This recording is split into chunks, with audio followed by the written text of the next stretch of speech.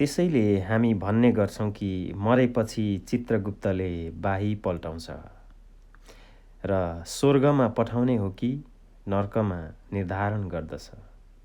यो एउटा प्रतीकवाद हो। यो कथा स्वयंमा प्रतीक हो, तर यसको मर्म भने प्रतीक होइन। भाग 1 मा हामीले यसरी समापन गरेका थियौँ भाग 1 लाई भने। अब भने म भाग 2 तर्फ यहाँहरू तमाम दर्शक श्रोता महानुभावहरूको ध्यान आकर्षण गराउन चाहन्छु। यहाँहरूको आफ्नो व्यस्त समयका बावजुद पनि समय निकालेर यस कथालाई श्रवण गर्नका निमित्त उपस्थित हुनुभएको छ।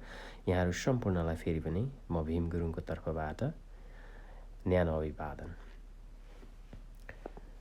तपाईले जीवनमा जे जति काम गर्नुहुन्छ, राम्रो या नराम्रो, दान गर्नुहुन्छ कि लुट्नुहुन्छ, माया गर्नुहुन्छ या घृणा गर्नुहुन्छ, कन्जुस बन्नुहुन्छ कि उद्धार बन्नुहुन्छ, तपाईका सबै कुरा रेकर्ड हुन्छन् तपाईकै सबकन्सियस माइन्ड अर्थात् अवचेतन मनमा।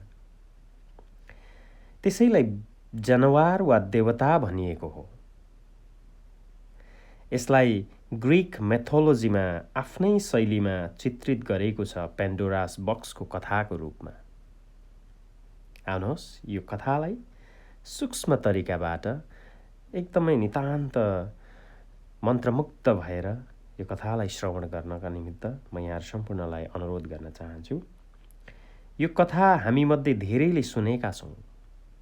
कथा अनुसार पेन्डोरा भन्ने एकजना आइमाईलाई कसैले एउटा बाकस दिएछ र भनेछ, तिमी यो बाकस लैजाऊ, तर यसलाई कहिल्यै नखोला। बाकस लिएर जाने क्रममा पेन्डोरा उत्सुक हुन्छिन्। उत्सुकतावश उनले बीच बाटैमा बाकस खोल्छिन्। बाकस खोल्न साथ थरी थरीका विषालु जनावरहरू, साँप, बिच्छी, बारुला जस्ता जनावर निस्किएर उनलाई टोक्न थाल्छन्। उनी घायल हुन्छन्, छटपटाउँछिन्, रुन्छिन्, कराउँछिन्, पीडित हुन्छन् र आत्तिँदै अझै पनि बाकसमा केही छ कि भनेर हेर्छिन्। नभन्दै त्यहाँ उनले प्रकाश र आशा, लाइट एन्ड होप पाउँछिन्। यहाँ लाइट भनेको ज्ञान र होप भनेको आशा हो। याद राख्नुहोस्, यो पेन्डोराको बाकस भनेको पनि अवचेतन मनकै प्रतीक हो र मनबाट पहिला निस्कने त जनावर नै हो, टोक्ने खालका, पीडा दिने खालका जनावर। त्यसपछि मात्र प्रकाश र आशा फेला पर्छन्। याद राख्नुहोस्, यो लाइट र होप भनेको चान्चुने शब्द होइन। असफल हुने 99% मान्छेहरूमा हुँदैन यो लाइट र होप भन्ने कुरा। तपाईँ हामीले रक्सी खानु भनेको के हो? किन खाइन्छ रक्सी? किनभने होप छैन। त्यसैले चुरोट तान्नुको अर्थ के हो? किनभने जीवन चुरोटभन्दा पनि महत्त्वहीन छ। यही होइन र? जीवनको कुनै उद्देश्य छैन, अर्थ छैन, योजना छैन। त्यसकारण चुरोट तानेर मर्ने तर्खरमा छौँ हामी। हामीहरूमध्ये धेरैले यत्तिकै टाइम पास गर्छौँ। कतिपय मान्छेहरू त प्रवचन स्थलमा समेत खाली मनोरञ्जनका लागि मात्र धाउँछन्, किनभने हाँस्न पाइन्छ, कथा सुनेर भुल्न पाइन्छ आदि इत्यादि।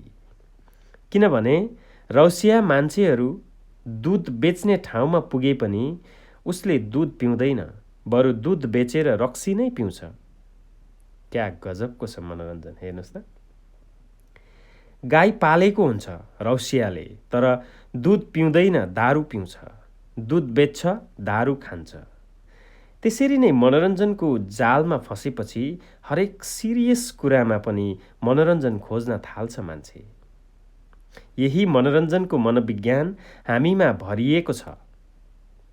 नपत्याए तपाईँ आफ्नो र अरूको जीवनको तुलनात्मक रूपमा परीक्षण गरेर हेर्नुहोस्। कोही मान्छे केराको बोक्रामा चिप्लिएर लड्यो भने तपाईमा करुणा उठ्छ कि हाँसो? पक्कै पनि हाँसो उठ्छ।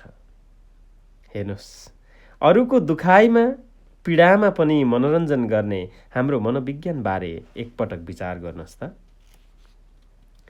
अरूको पीडामा, अरूको कष्टमा पनि हामी हाँस्छौँ। हामी सोध्ने गर्छौँ कतिवटा फाइटको सिन छ यो फिल्ममा भनेर। अरूलाई बङ बङ हिर्कायो भने हामीलाई आनन्द आउँछ। अरूलाई मार्यो, पिट्यो, बलात्कारको सिन देखायो भने आनन्द आउँछ हामीलाई। मारकाटमा आनन्द आउने हाम्रो मनोरञ्जन पनि कस्तो खुङ्खार मनोरञ्जन। जहाँ पनि मनोरञ्जन खोज्ने हामी के यस्तो मानसिकता लिएर हिँडेपछि क्षणहीन भएर मर्दैनौँ त हामी?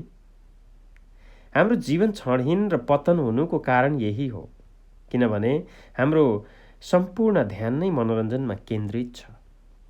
तपाईलाई पनि थाहा होला र मैले धेरै पटक भनेको पनि छु, नेपाल जस्तो गरिब देशमा महिनाको 1 लाख तलब खाने मान्छे पनि छ।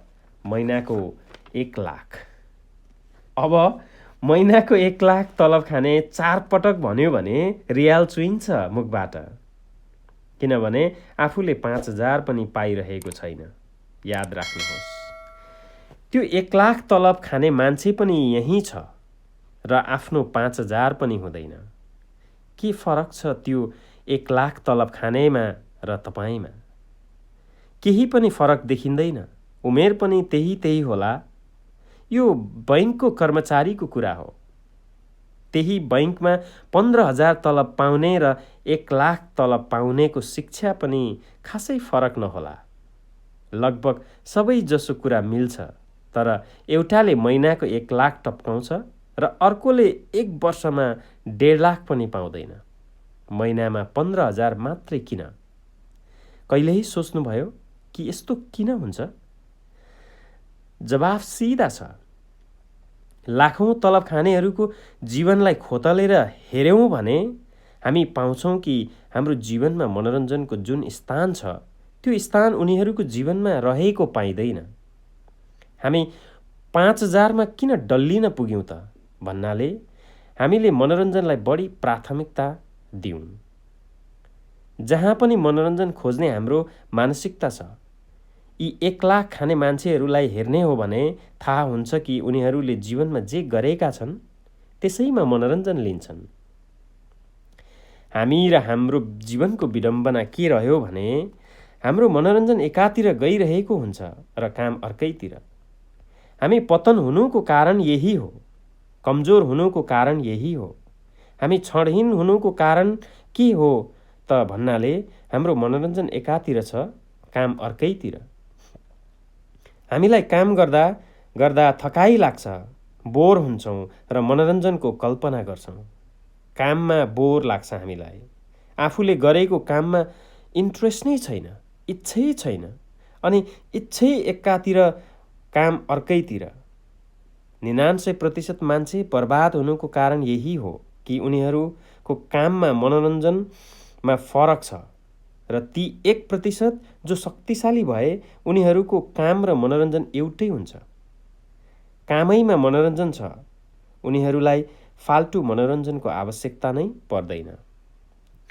कतिपय वैज्ञानिकहरू पनि यस्तै थिए र छन्। जे होस्, एकजना विश्वविख्यात वैज्ञानिक, उनको विवाह भएछ।